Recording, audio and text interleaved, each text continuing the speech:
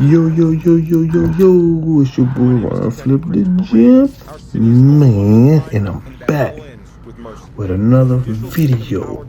And this joint is gonna be about the new movie Mercy that just dropped January 2026. Let's get right into it.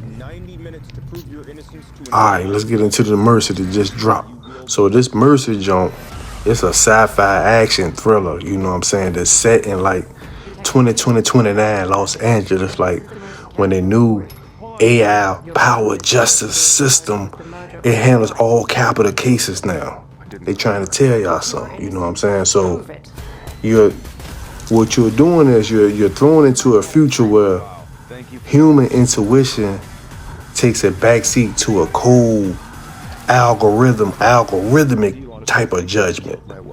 And the movie, it rides and it got pause. Real tensional hard. Pause. Like it got all types of twists. So what it is, the guy named Chris Pratt, he plays like this LAPD detective, Chris Raven, a guy who actually helped build the AI justice system. And the AI system is nicknamed Mercy Court. So, but the crazy twist of the whole thing, of his whole life, one day he wakes up accused of unaliving his wife.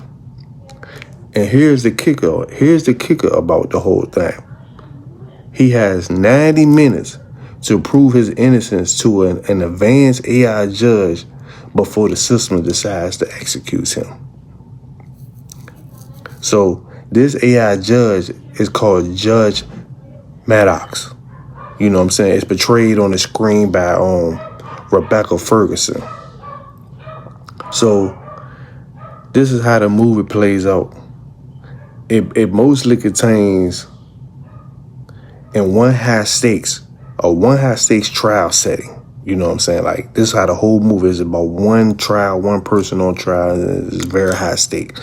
And it's like a cinematic countdown clock. You know what I'm saying? Time ticking. He got to prove his innocence in 90 minutes. Like I said, this detective who helped build the AI Mercy Court, now he's being accused. So rather than big battlefield action, the drama comes from forensic hacking, digital surveillance feeds, body camera footage, and all types of scattered memories that Raven scrambles to connect dots in real time while he's being on trial, while he's in this seat in front of this AI judge. He's using all this advanced technology to try to prove his innocence. So the AI judge is kind of cold, precise, and ruthless at first, but becomes a weird mirror reflecting not just evidence, but impersonal reach of technological and injustice. So the themes and the vibes of this joint is like, this isn't just another thriller. It's like a digital paranoia meets courtroom spectacle. The key themes kind of includes this: AI, accountability, who decides justice when machines takes over, and what happens if the machine turns its lens on its creator. So the surveillance state reality, basically everything we post, record, and track could be used against us or for us in ways we never imagined. Is this the way things really going? This is why they got everything. That's why we shouldn't post everything, you know what I'm saying? Because they're going to use everything. So self-reflection under pressure, you know what I'm saying? Raven, he hunts for evidence, becomes a metaphor for confronting one of his own life choice and digital footprint. So they putting a lot of what they want, or how things is maybe gonna be one day, like with these smart cities and these AI judge systems, and they have this shit gonna be crazy. You have somebody who's not emotional or nothing trying to judge you, a fucking robotic. So here are the characters. Chris Raven, you know what I'm saying, Pratt. You know, he's a burnt out detective on trial for his wife, so-called unalive, you know what I'm saying, unalive situation. Judge Maddox, you know what I'm saying, who is Ferguson. She's the AI judge. Calm, calculating, almost hypnotic. You know what I'm saying? Nicole Raven, which is Wallace, is the victim and an emotional core of Chris' fight for truth, though. You know what I'm saying? And then he got other cop friends and digital avatars, you know what I'm saying? That's why the emotional escape of the whole jump. So Mercy tries to be a conversation starter about how justice and AI might collide in the near future. This is what it's showing you. You know what I'm saying?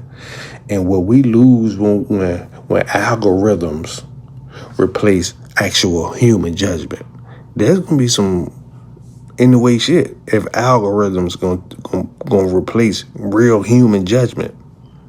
I don't know, motherfuckers might have a better chance than some of these crooked ass judges. You know what I'm saying? Who knows? Fucked up judges. So let's break down Mercy 2026. We're gonna do this shit by scene with the ending and the twist explained, so you actually know what went down without needing a screenplay degree. So big spoiler alerts coming. I'm about to go all in on this shit. So we got Act 1. That's the setup and the accusations.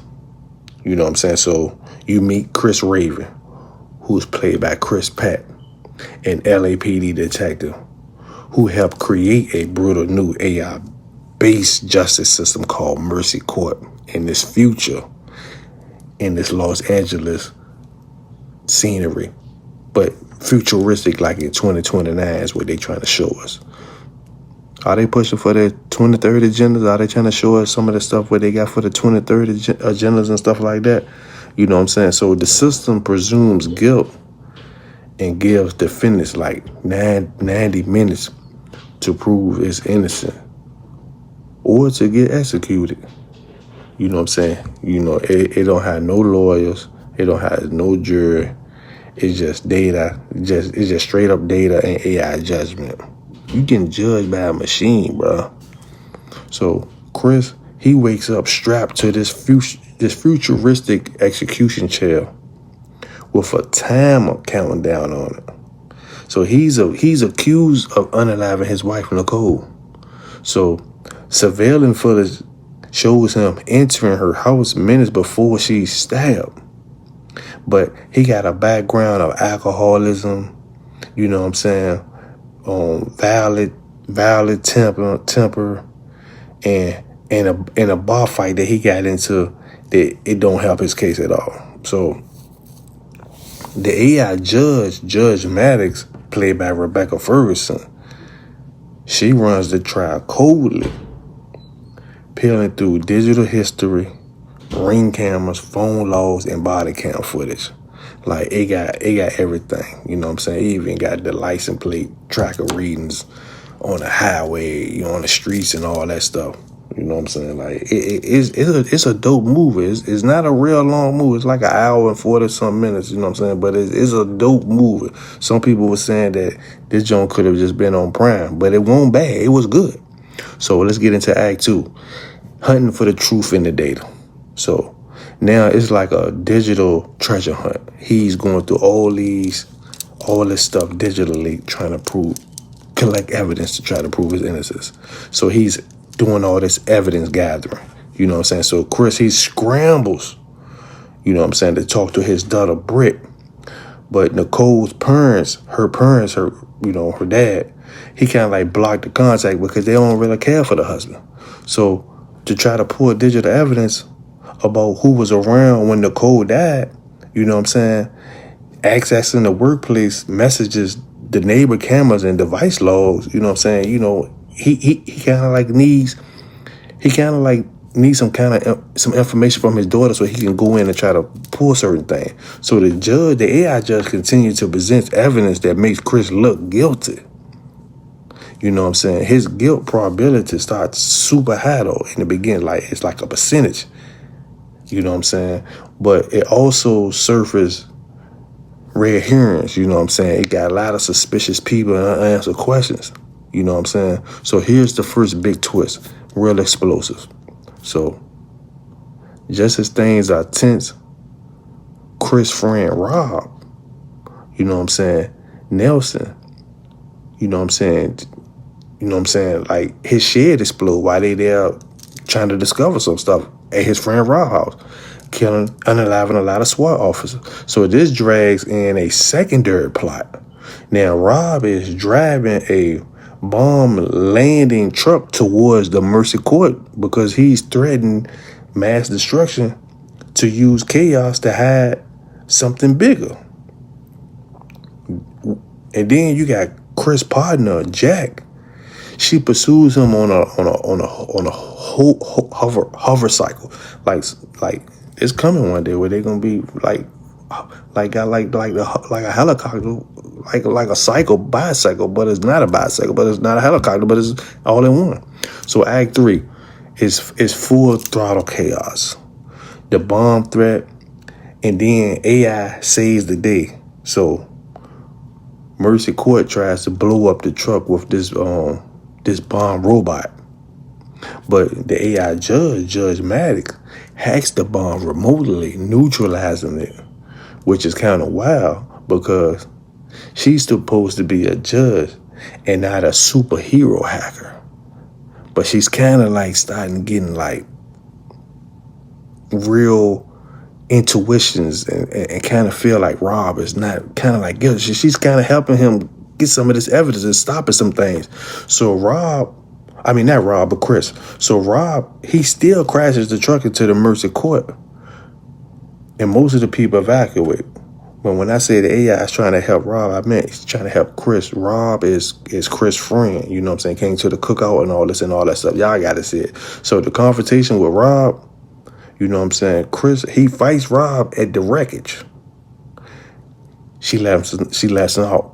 She left him go defend himself with intense, the father against the friend.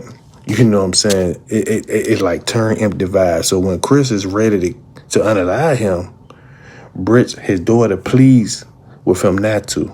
Judge Maddox, the AI judge, she advocates that giving Rob his own trial instead of instant execution. You know what I'm saying? It's a pivot a pivot in the AI's behavior that hints that, you know what I'm saying, that sentience or at least code flexibility. You know what I'm saying? Like, she's starting to show some kind of emotion. She's kind of showing some kind of like intuition. Now AI starting to be like kind of conscious. You know what I'm saying? So the big revealing at the end is, you know what I'm saying, here's the real twist. The original murder wasn't what it seemed. Evidence of a framed case, basically.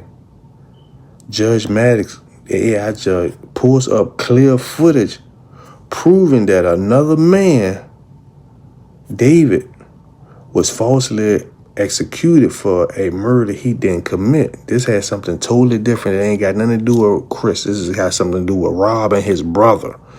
He's mad at the court system for judging his brother wrong. That's why he tried to blow it up with this truck. And then because of Jack, which is Chris' partner, deleted evidence that will make Mercy's system look effective, this becomes a huge thing. A cop that corrupted the system for the inside to boost false convictions, to try to make Mercy Court look good. So Jack, she did all this shit to Rob's brother.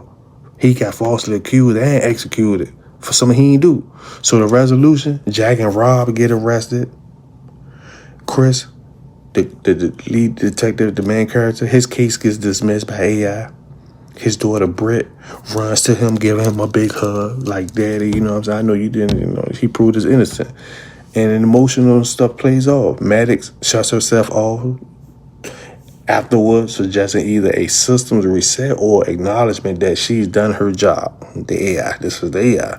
So the final message of it all is that isn't AI equals evil or human justice equals perfect, but it's much more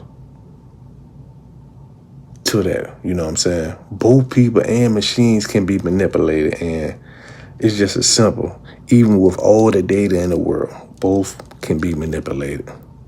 You know what I'm saying? So the thematic takeaways is that this film, it really spins on a few core ideas. You know what I'm saying? One, data isn't truth on its own. Having all digital evidence doesn't guarantee justice, especially when people can alter, delete, or hide it.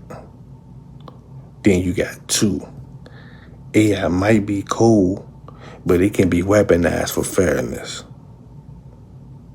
You know what I'm saying? Judge Maddox, the AI, ultimately helps reveal truth when evidence is clean, even over objections of chaotic humans. You know what I'm saying? Hey, this movie, man, this movie with some real futuristic, judgmental shit. You know what I'm saying? Then you got human bias. Revenge and corruption can wreck both AI and human justice systems. That cop Jack, with her tampering with things. So the real villain behind the first miscarriage of justice was basically Jack, the cop. You know what I'm saying? Show you that, you know what I'm saying? Even in the future, you know what I'm saying? These cops still gonna be crooked. Ain't like the crooked letter in the words Mississippi. They still gonna be crooked. So the final beat. So what did ending actually really mean? That this isn't a straight good guy wins ending. You know what I'm saying? It's proactive, because I'm gonna tell you why it's proactive. Because AI judges Chris fairly only when the real evidence was allowed to surface. But the system failed due to human interference and misuse when Jack was tampering with the evidence and all that stuff. The final act suggests a future where AI doesn't replace justice. They shouldn't. You need real intuition. You need real lawyers. You need real stuff like that. So its argument is that, you know, it still needs a little bit more oversight than all of that. You know what I'm saying? But this new Mercy joint, it was interesting. It had you wondering, like, who unalived Chris' wife? And how did they do it? And how did they frame him, the detective? Man, look. With all that breakdown, I still ain't give y'all the spoiler on who did it. You still got to go see it to see who did it. It's going to leave you on your seats waiting for the truth to be revealed, like a mystery dinner. Mystery unalived murder dinner. Yo, I'm going to get this Joan Mercy, the new, 2026 version Mercy. I'm giving this bitch 5 popcorns. Peace out, man. Why do?